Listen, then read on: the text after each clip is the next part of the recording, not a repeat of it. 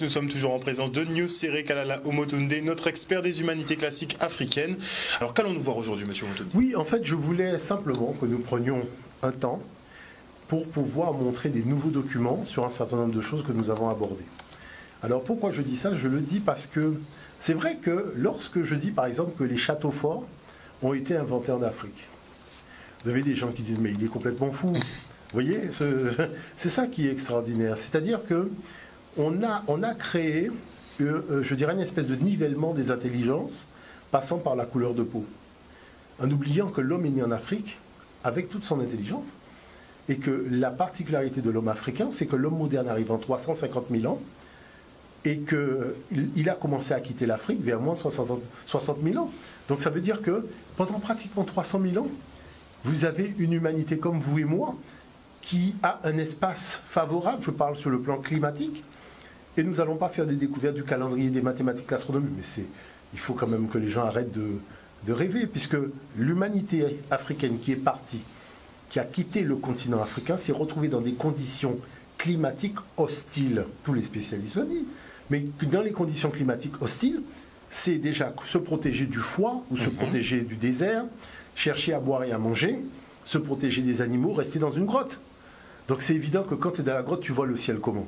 Vous voulez que quelqu'un qui a passé du temps dans une grotte maîtrise l'astronomie mieux que quelqu'un qui était en plein air dans la savane africaine? Il faut quand même être un peu sérieux. Vous voyez ce que je veux dire par là? Donc ça, c'est la première chose. La deuxième chose, je suis très surpris de voir comment il n'y a pas une application historico-culturelle dans les thématiques abordées dans les écoles, les collèges et les lycées d'une façon générale. Vous imaginez que vous avez des enseignants qui viennent de commencer, je dirais, à rentrer dans la fonction, qui sont d'ascendance européenne, et qui me disent, mais on ne peut pas enseigner à des enfants sans jamais faire le lien avec leur histoire, leur patrimoine, sans jamais leur donner des éléments leur permettant de voir que dans leur généalogie culturelle, eh bien, leurs ancêtres ont fait preuve de génie à travers les sciences, les techniques, l'astronomie, la navigation et autres. Nous enseignons à des enfants, nous leur donnons aucune référence en rien. Mais forcément, on crée des individus déséquilibrés. Alors moi, je voulais montrer qu'il y a eu, donc il y a un groupe qui a décidé de contacter en fait des jeunes à travers le monde, donc tous les jeunes du monde, et que chacun puisse parler de sa culture. Voilà, c'est-à-dire que vous avez tous les enfants du monde qui parlent de leur culture. Vous voyez comment ils ressentent leur culture. Je voulais donner le cas de 2 jeunes femmes, qui sont des jeunes femmes de chez nous, pour qu'on puisse voir comment, dans le cadre où vous avez des jeunes femmes qui parlent de leur culture, des jeunes filles de 20 ans, comment leur culture est puissante, leur a donné une colonne vertébrale pour aller vers le monde et compagnie, et le discours de nos jeunes. Alors que nos jeunes sont censés, je dirais, avoir reçu un enseignement qui leur a permis d'avoir une ossature et de pouvoir affronter le monde. Vous voyez, quand on arrive, moi c'est la première chose qui m'a marqué quand je suis parti faire mes études, c'est qu'on baisse la tête systématiquement. C'est-à-dire devant l'autre on baisse la tête. Vous voyez, et quand on veut hausser la tête, c'est dans une attitude un peu de combat. Pourquoi on n'est pas naturellement, je dirais, pleinement épanoui à l'intérieur de nous-mêmes, qui fait qu'on regarde quelqu'un, je dirais, sans arrière-pensée? Vous voyez ce que je veux dire par là? Prenons le temps de voir le premier document, parce qu'il est quand même assez marquant. On part pour le premier document. Parce que les enfants ont besoin de savoir d'où ils viennent, ce qui étaient leurs grands-parents et la souche en fait de leurs origines. Mais bon. En étant là-bas, on ne voit pas la différence vraiment entre le français et l'antillais. Et c'est en arrivant en France que j'ai vraiment pris conscience qu'il y a une très grande différence. Parce que pour nous, on est né français, on étudie l'histoire de Napoléon, etc. Et c'est en arrivant en France qu'on voit vraiment que ce n'est pas forcément notre histoire. Et c'est de là que j'ai pris conscience qu'on a quand même une histoire à nous qui est propre conclure, je suis fière d'être bretonne. Je suis fière d'appartenir à un peuple qui est enraciné vraiment dans un pays magnifique, une région avec des paysages sublimes. Et moi, je pense qu'aujourd'hui, c'est important d'avoir conscience de ses origines parce que c'est beaucoup plus facile de s'ouvrir comme ça aux autres communautés et de partager. Et c'est très important dans la vie pour avancer et savoir d'où l'on vient. Voilà, c'est important. Alors on a deux discours diamétralement opposés. Diamétralement. Une effectivement qui maîtrise entre guillemets son histoire et donc qui en est fière et qui la revendique, et l'autre qui se retrouve face à un paradoxe, elle n'a pas d'histoire. Voilà, qui soulève un problème, c'est-à-dire le problème de qui je suis en réalité. Et ce qui je suis, je dirais, moi je le vois ici, parce que je dirais on le découvre, c'est quand on part à la rencontre de l'autre qu'on découvre la question du qui je suis en réalité. Mais vous dites, mais attendez, j'ai fait tout ça de classe, tout ça de devoir de classe. On m'a interrogé tant de fois devant un tableau, et la question de qui je suis, quelle est... vous savez, je vais vous dire une chose qui est très simple. Dernièrement, je suis allé avec un billet de 50 € devant un établissement scolaire. Et j'ai dit aux enfants, à la sortie des cours, je donne 50 € à celui qui me donne le nom du plus grand savant de la Guadeloupe. Aucun enfant ne pouvait répondre à la question. Clairement, clairement. Il faut déjà connaître les savants guadeloupéens. Déjà. Donc, ça devient intriguant, parce que les enfants disent, mais attendez, je vais quand même à l'école, je ne comprends pas comment je ne suis pas capable de répondre à cette question. Je dis, mais c'est pour ça que plutôt que de te poser la question, j'ai trouvé tout simplement une carotte pour te forcer à te poser la question. Et en fait, vous imaginez, vous êtes à la sortie d'un collège, vous avez cette masse d'enfants et personne ne trouve la réponse. Donc je leur ai dit, ben, est-ce que vous avez un téléphone portable? Tapez sur Internet savant de la Guadeloupe. Voyez, et c'est de là qu'un garçon a dit Raoul Georges Nicolo. Et je lui ai dit Raoul quoi? Raoul Georges Nicolo. Et donc devant tout le monde, j'ai dit viens, et je lui ai remis le billet. Mais tous les enfants m'ont dit, mais attendez, mais je ne comprends pas comment ça se fait qu'on n'avait pas la réponse. J'ai dit, je ne vais pas répondre à cette question. Je vous laisse aller chercher face à une réalité. Vous voyez? Parce qu'il faut comprendre que la transmission des savoirs, ce n'est pas gaver des oies. C'est permettre à des consciences d'être conscientes d'elles-mêmes. C'est ça l'enjeu. Vous voyez? Et le facteur motivation, combien de fois nous avons démontré que chaque fois qu'on inclut dans la thématique de l'enseignement une dimension culturelle et une dimension se rapportant au patrimoine historique, eh bien, vous avez un facteur motivation qui est énorme. Là, les enfants, même à Paris, je l'ai démontré dans des établissements scolaires, les enfants écoutent, les enfants suivent. Vous savez, j'ai fait des interventions à HEC, à Sciences Po, mais les choses sont là. C'est-à-dire qu'on a vu, et beaucoup d'enseignants, même certains responsables pédagogiques de certaines régions, certains départements, ont vu que même dans la banlieue, le caractère est totalement différent lorsque on inclut les éléments de paramètres qui permettent à tout le monde d'être au même niveau. Et c'est ça qui est important. Ça, c'est important. La deuxième chose que je voulais soulever, c'est la problématique effectivement des châteaux forts. Parce que lorsque je dis que toute la technologie des châteaux forts a été inventée en Afrique, on a l'impression que j'aurais pris un champignon hallucinogène et que je me serais mis à raconter n'importe quoi. Parce que c'est pas que j'accorde du crédit aux commentaires, parce que je dis qu'il faut bien être dans une phase d'ignorance avant d'accéder à la connaissance. Mais les faits sont là. Je n'ai pas dit ça par hasard. Vous savez, avec l'UNESCO, on a été sur des sites. Les monuments de Nubie ont été ensevelis par la construction du barrage en Égypte. Quand ils ont construit le barrage à Assouan, ça a carrément inondé les monuments de Nubie. On a essayé de sauver un certain nombre de monuments, c'est l'UNESCO qui s'est occupé de ça. Mais il y a quand même des chercheurs qui ont fait des rapports de fouilles. Le plus grand spécialiste mondial des châteaux forts africains, c'est un Français, Monsieur Mounier. D'accord? Donc il faut qu'on arrête de croire que je sors des choses de avec ma baguette magique. Donc c'est pour cette raison que je voulais montrer le deuxième document, où vous avez des gens qui disent clairement que toute la technologie des châteaux forts relève d'une invention africaine. Et 3000 ans, comme je l'avais dit, 3000 ans avant le premier château fort européen. Donc les Européens ne sont pas les inventeurs des forteresses, comme ils veulent des fois faire croire, sous prétexte qu'ils ont construit le fort Fleur d'Épée ou le fort de machin. Tous ces forts-là, c'est de la technologie africaine. Ils ont appris ça à l'époque des croisés. Et il y a eu Vauban qui s'est intéressé à ça. Mais la chose, c'est qu'on a toujours construit en Afrique, à toutes les époques, on a construit des fortifications.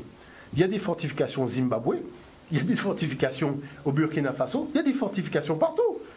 Moi, si les gens veulent voir les fortifications, mais même les photos aériennes ont montré les bases des... J'ai même trouvé la muraille africaine, comme la muraille de Chine. De Chine, mais en Afrique. En Afrique. Super.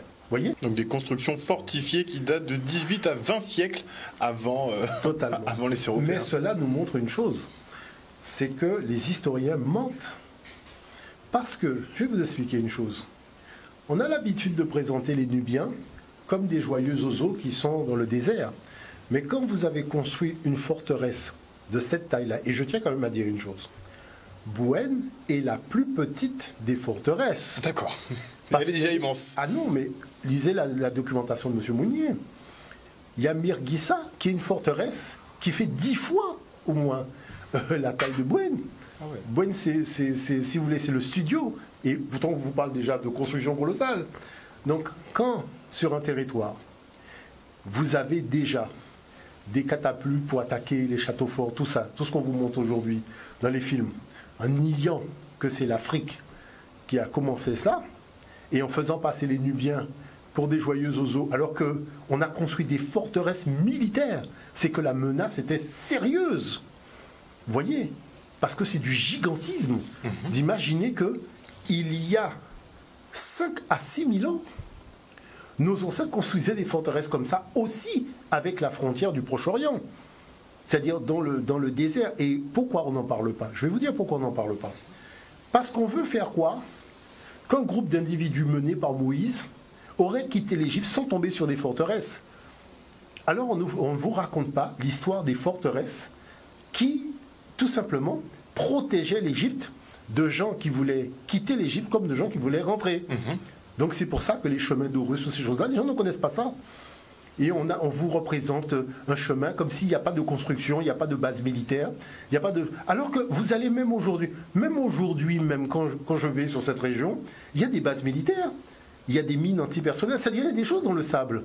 On a vu, c'est-à-dire jusqu'à aujourd'hui, il y a toujours cette... entre l'Égypte et Israël, il y a toujours, je dirais, un armement militaire caché dans le sable. Mais ça a toujours été comme ça, parce qu'il y avait des menaces d'envahissement. Mais on ne vous raconte pas cette histoire pour vous faire croire que, voilà, des gens chantent. En plus, il faut savoir qu'Israël était administré par Pharaon. C'est comme si vous quittez la Guadeloupe et vous allez en Martinique. Vous avez quitté quoi? Vous n'avez pas quitté Pharaon, c'est-à-dire que vous n'avez pas quitté l'autorité française quand vous avez décollé de la Guadeloupe pour atterrir en Martinique.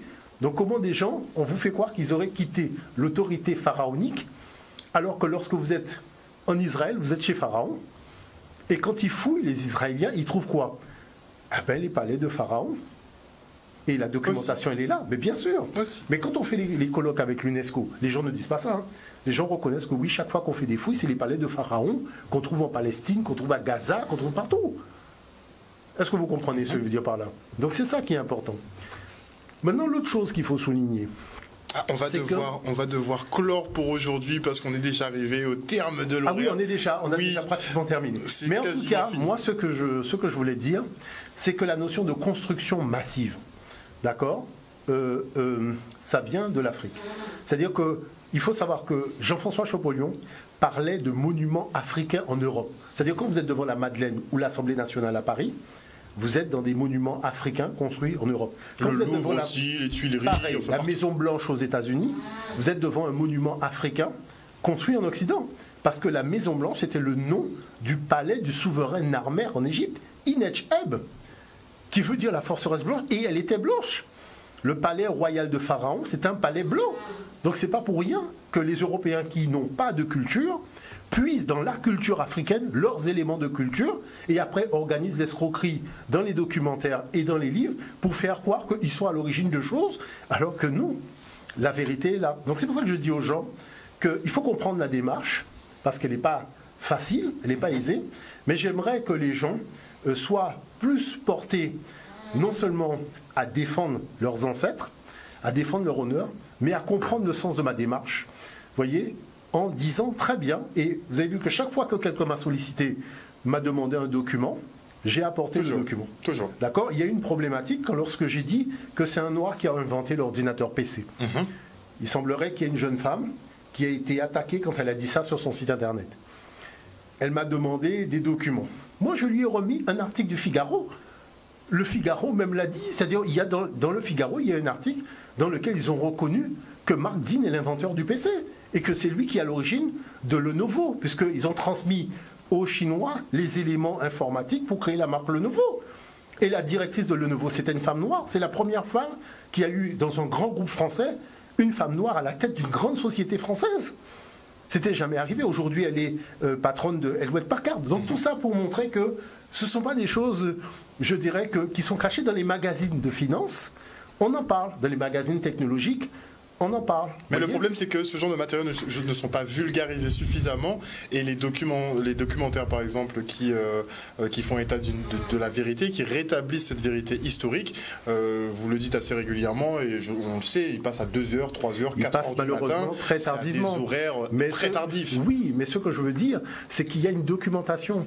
Il faut comprendre que moi, je ne me suis pas réveillé un matin, j'ai cogné ma tête contre le mur et j'ai dit que l'Afrique a inventé les châteaux forts. Il faut comprendre qu'il y a une documentation qui est relativement riche, d'accord, et que les gens qui sont intéressés par la question, mais j'ai des kilos et des kilos de documents. Vous comprenez, sur ces sujets-là. Et vous en faites bénéficier justement bien sûr. À Nijar. Mais M. Monnier a fait des ouvrages sur la question. Il a fait des articles sur la question. Il a fait des colloques sur la question. Et en plus, c'est un brillant dessinateur qui reconstitue les châteaux forts. Et pas que les châteaux forts. C'est lui qui a montré qu'il y avait la muraille africaine, comme la muraille de Chine. De toute façon. Est-ce que vous comprenez? Voilà, c'est ça que je veux dire par là. Je pense qu'il n'y aura pas de débat. Voilà, on est vraiment dans la pédagogie. Ça fait 3 ans maintenant qu'on est dans la pédagogie et que vous prenez de la patience effectivement pour qu'on puisse comprendre que notre peuple est à l'origine effectivement de quasiment tout ce qui existe sur cette planète. Et qu'il n'y a pas de discussion. Et qu'il n'y a pas de discussion finalement à y avoir. Il y a des preuves scientifiques. Chaque semaine, on sort des preuves scientifiques, quitte à ce que ce soit d'autres personnes qui le disent pour qu'on comprenne que vous n'êtes pas le seul à tenir ces versions. Mais c'est vrai qu'on a encore du mal à accepter la grandeur finalement et puis de présenter nos ancêtres. Ça aux jeunes générations. Que ça ne soit pas du domaine du cachet, que l'enfant ne découvre pas ça un jour en regardant un documentaire à la télévision, qu'on soit quand même des adultes responsables. On est d'accord. D'accord ? On n'est pas des moutons censés aller à l'abattoir bêtement. Non, on doit collaborer au génie de l'humanité comme on l'a toujours fait. Merci beaucoup Nussery Kalala Oumoutoundé d'être venu sur ce plateau ce soir pour un nouveau Jeudi Anthropologie.